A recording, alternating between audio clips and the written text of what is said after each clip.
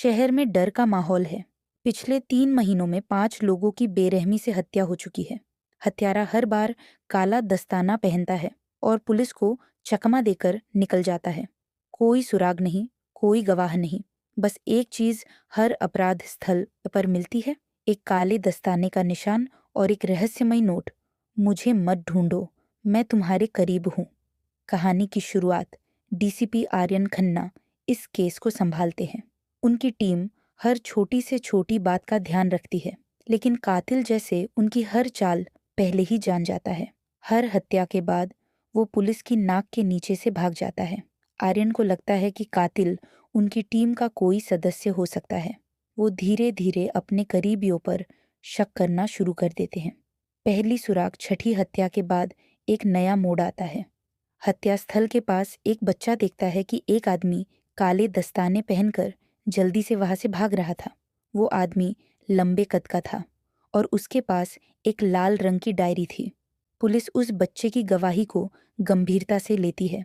आर्यन को लाल डायरी का जिक्र सुनकर झटका लगता है, क्योंकि उनके पुराने केस में उनके साथी और सबसे अच्छे दोस्त इंस्पेक्टर कबीर वर्मा लाल डायरी में अपने केस के नोट्स रखते थे। लेकिन कबीर तो 3 साल पहले एक एक्सीडेंट में मारे गए थे। डायरी का सच आर्यन कबीर की पुरानी फाइलों को खंगालते हैं और पाते हैं कि उन फाइलों में से कई गायब हैं। उन्हें शक होता है कि कहीं कबीर ने अपने मरने से पहले किसी सीक्रेट का खुलासा तो नहीं किया था। अचानक आर्यन के घर पर एक पैकेट मिलता है। उसमें वही लाल डायरी होती है और उसके साथ एक काला दस्ताना। डायरी में लिखा होता है, आर्यन, अब तुम्हारी बारी है।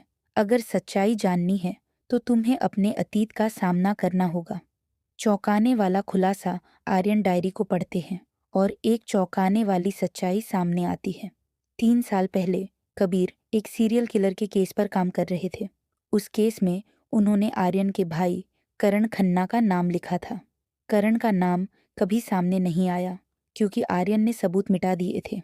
डायरी में लिखा होता है कि कबीर को पता चल गया था कि करण असली कातिल है, लेकिन आर्यन ने अपने भाई को बचाने के लिए कबीर का एक्सीडेंट करवाया। मौत का खेल। आर्यन को एहसास होता है कि असली कातिल कोई और नहीं बल्कि उनका भाई करण है, जो जिंदा है और अपने साथ हुए अन्याय का बदला ले रहा है।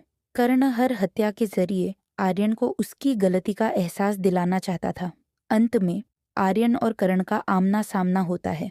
करण अपने गुनाह कबूल करता है, लेकिन साथ ही आर्यन को भी कटघरे में खड़ा कर देता है। पुलिस दोनों भाइयों को गिरफ्तार कर लेती है। अंत कहानी खत्म होती है, लेकिन एक सवाल छूट जाता है, क्या सही और गलत के इस खेल में कोई वाकई जीत पाया? काला दस्ताने की गूंज लंबे समय तक शहर के लोगों के दिलों में रहती है।